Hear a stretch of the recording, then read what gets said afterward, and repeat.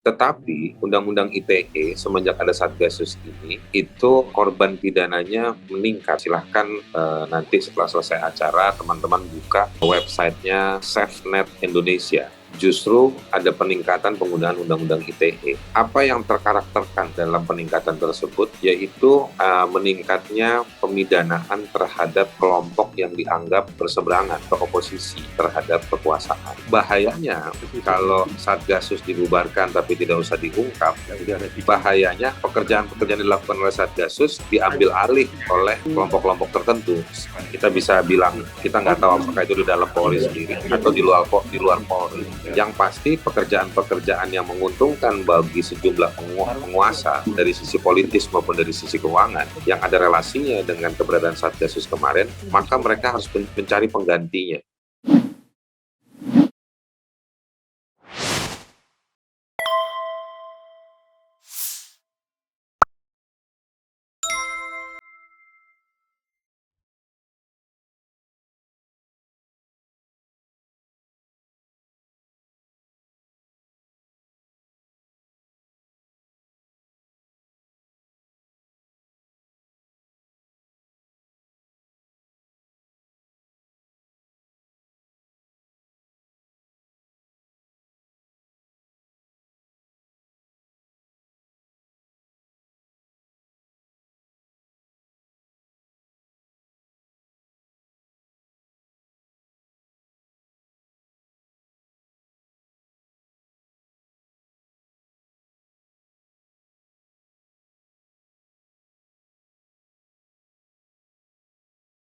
Bukan oleh Satgasus. Dari situ kita kalau bikin perbandingan, ada sejumlah undang-undang di bidang ekonomi, saya mau bilang sebenarnya yang terkait dengan ujungnya duit, lalu juga ada undang-undang yang terkait dengan yang ujungnya adalah kekuasaan. Tetapi Undang-Undang ITE semenjak ada Satgasus ini, itu korban pidananya meningkat. Silahkan nanti setelah selesai acara, teman-teman buka ke websitenya SafeNet Indonesia, atau buka di sosmednya SafeNet Indonesia, di Instagram mereka pernah posting beberapa bulan lalu. KW2, terima kasih. Assalamualaikum. Baik, terima kasih tepuk tangan Pak Benny. Ya, ini Aris Asmar sudah terhubung ini tampaknya. Ceki. Halo. Halo, Assalamualaikum Bang Haris. Waalaikumsalam. Ya, bagus suaranya. Silakan ini Bang Haris. Pertanyaannya gimana? Iya, tentang sesuai tema lah ya. Kita dari tadi membicarakan kok Satgasus ini nggak diutak-atik, semuanya diem ya. Presiden nggak meminta ya untuk diusut tuntas tanpa ditutup-tutupi, ya, gitu nggak ada permintaan dari Presiden tentang Satgasus ini. Demikian juga dari Polri, yang ada cuma membantah bahwa tidak ada aliran dana. Sudah titik. Kan kita bukan kalau bantahan mudah ya. Yang kita butuhkan ini diusut tuntas begitu ya, dibuka, diaudit, dibuktikan seperti itu. Kenapa tidak ada langkah-langkah seperti itu? Disuruh nanya jadi panjang nih Bang Haris. Yuk, silakan. Kalau menurut saya, selamat sore buat semuanya. Assalamualaikum. Kalau menurut saya begini, Rahma. Kalau soal bahwa Mabes Polri itu bikin pernyataan yang fatalistik dalam artian sudah ya sudah, itu kayaknya sudah beberapa kali ya. Kita ingat misalnya soal menutup kasus buku merah.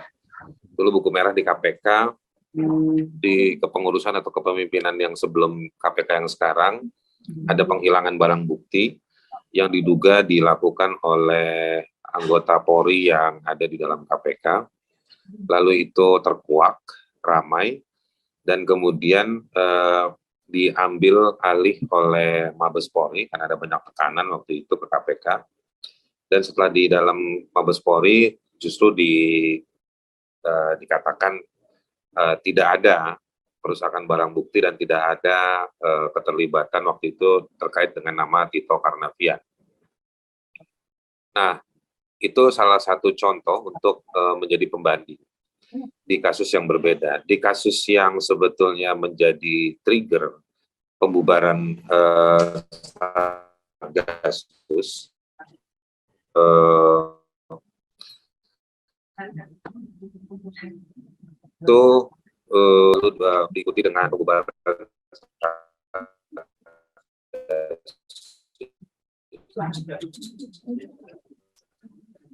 Nah, saya mau ingatnya ada sejumlah pihak itu juga mengatakan bahwa jadi apa namanya, kebenaran, kalau dalam istilah hak asasi manusia, hak atas kebenaran itu bukan gagal didapatkan, tapi dia hilang. Dia kalau ibarat pohon, dia hilang justru di batang pohon. Jadi kalau kebenaran itu kita analogikan sebagai buah, dia hilangnya di pohon itu sendiri. Yang seharusnya pohon itu justru memberikan nutrisi, menunjukkan pada orang ada buahnya atau ada kebenarannya. Nah, itu yang ingin saya sampaikan. Nah, kita tidak usah, saya pikir sudah banyak ahlinya di sekitar panel yang sejak tadi bicara. Jadi saya tidak akan mengulang-ulang apa itu Satgasus. Saya hanya ingin memberikan satu respon yang sifatnya advokatif. Di situ ada Bang Kang Teguh yang senior saya dalam dunia aktivisme dan juga dalam dunia lawyer. Kita sering sama-sama tahu soal advokasi. Kak Irma juga orang lama. Waktu itu ada wartawan tanya sama saya, Riz, lu tahu nggak orang ini yang ditunjukin fotonya Kak Irma gitu kan? Terus saya ketawa-tawa, saya bilang wartawan baru. Ini kan senior semua. Jadi saya berangkat dengan mengingat sosok-sosok yang muncul dalam kasus ini, dalam situasi ini menunjukkan satu urgensi dan romantisme advokasi bahwa sentralistik kejahatan yang terorganisir itu kembali terjadi di rezim ini. Nah, maka kita juga harus mengingat cara-cara kita beradvokasi. Kalau dikembalikan kepada polisi lagi untuk mengungkap, saya mau bilang bahwa kitanya yang lemes itu namanya.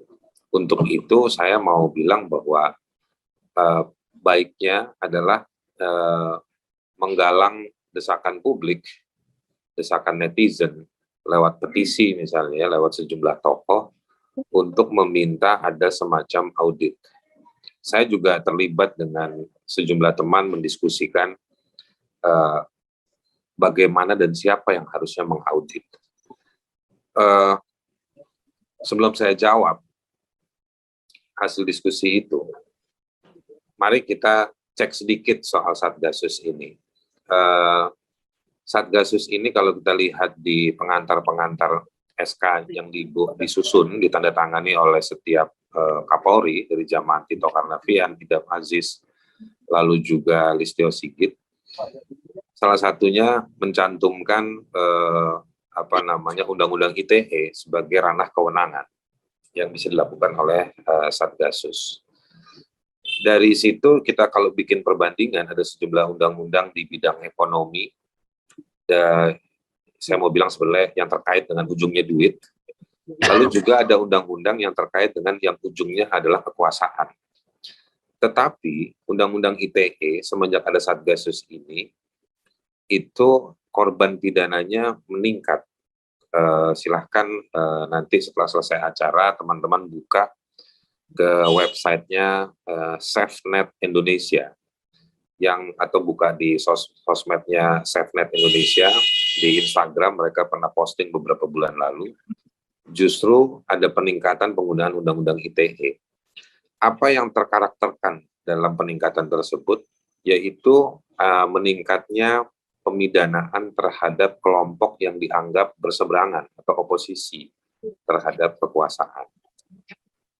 Nah, ada sejumlah teman yang mungkin dikit hari lagi akan mempublikasi laporannya, yang sedang menyelesaikan satu riset bahwa di para penyidik yang menangani kasus-kasus pemidanaan terhadap orang-orang yang oposisi, atau yang berseberangan oposisi, nggak harus partai politik ya, yang critical group, critical person gitu ya.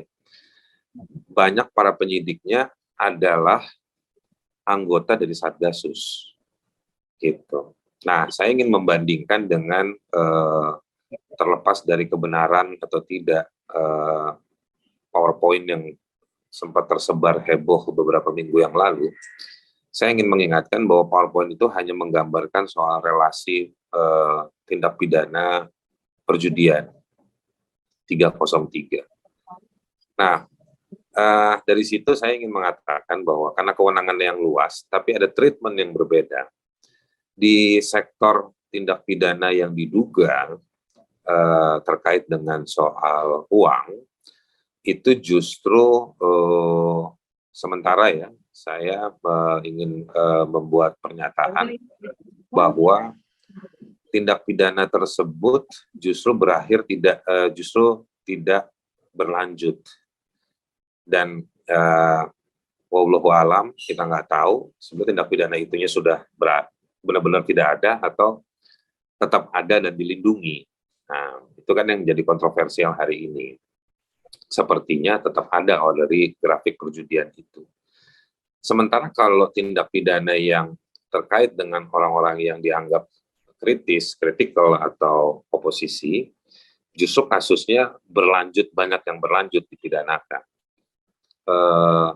Selain saya juga jadi korban yang dikenakan pasal pidana ITE, saya juga jadi lawyer untuk sejumlah orang yang dikenakan pasal pidana ITE. Dan itu banyak yang juga lewat Polda Metro Jaya juga. Dan memang meskipun sudah ada teguran dari ombudsman, ada barang bukti yang tidak dilengkapi, keterangan yang ngawur dan lain, itu tetap dipaksakan berujung ke pengadilan. Jadi memang ada praktek yang double standard. Jadi kalau yang soal di sekitar ada uangnya, itu berujung pidana. Tapi kalau yang terkait dengan kelompok-kelompok kritis itu justru malah dipidana, dipaksakan. Dan gayanya memang seperti kalau kita bandingkan dengan cerita Densus nanganin teroris, itu gayanya seperti itu. Misalnya bagaimana sistem pembersihan mahasiswa pada demo reformasi di korupsi pada tahun 2019. Lalu penolakan undang-undang Omnibus, itu juga ada instruksi dari Kapolri waktu itu Idam Aziz untuk mengamankan kebijakan pemerintah pengesahan undang-undang Omnibus. Yang Idam Aziz juga orang yang menandatangani SK Satgasus itu juga. Nah, jadi ada double standard di situ.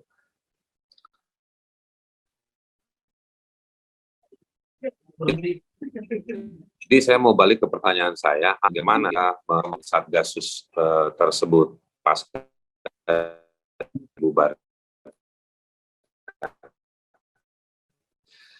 Satgasus sendiri ketika dia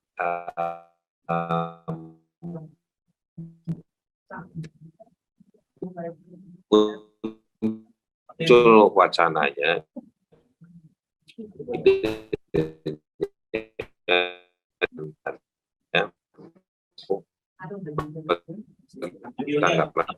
bagaimana pendapat Kompolnas ketika Gasusnya memeriksa atau kerja yang umum dari kepolisian, yaitu Verdi Sambo. Nah, lalu kenapa putus-putus ya? Itu hanya orang-orang, sejumlah nama yang melekat pada sejumlah nama, tidak. Nah, jadi saya cuma mau bilang bahwa kita mau serahkan ke siapa, ke pemerintah. Pemerintah diuntungkan oleh keberadaan Satgasus karena Satgasus meredam kelompok oposisi. Kita mau meminta kepada Kompolnas sengaja atau tidak sengaja,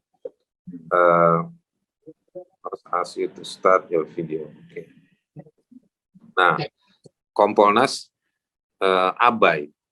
Kalau kita bilang abai terus mereka bantah, enggak, kami tidak abai. Kalau tidak abai, otomatis harus sudah ada catatannya soal Satgasus hari ini, gitu. Kalau dia bilang tidak ada juga, atau nggak bisa juga otomatis, tapi juga tidak abai, ya artinya mereka tidak menjalankan tugasnya, seperti itu. Itu Kompolnas. DPR kurang lebih sama aja, menurut saya. Jadi memang pilihan politisnya, politis di sini artinya yang aman-aman aja, yaudah dibubarin, udah cukup deh yang kemarin, nggak usah ada lagi Satgas Sus. Nah, bahayanya kalau Satgasus dibubarkan tapi tidak usah diungkap, bahayanya pekerjaan-pekerjaan dilakukan oleh Satgasus diambil alih oleh kelompok-kelompok tertentu. Kita bisa bilang, kita nggak tahu apakah itu di dalam Polri sendiri atau di luar Polri. Yang pasti pekerjaan-pekerjaan yang menguntungkan bagi sejumlah penguasa dari sisi politis maupun dari sisi keuangan yang ada relasinya dengan keberadaan Satgasus kemarin, maka mereka harus mencari penggantinya. Nah, jadi ada kerumitan itu. Nah, kalau saya mengusulkan, saya melihat, merasakan, sebetulnya yang menjaga demokrasi hari ini di Indonesia adalah masyarakat. Untuk itu, saya mengusulkan audit itu harus dilakukan oleh masyarakat. Jangan Anda minta lagi ke Mabes Polri-nya sendiri, ke Kompolnas, ke DPR, atau ke pemerintah. Lebih baik masyarakat. Harus ada kelompok akademisi, kelompok praktisi, kelompok korban, yang melakukan audit, memeriksa, dan kemudian membeberkan hasilnya.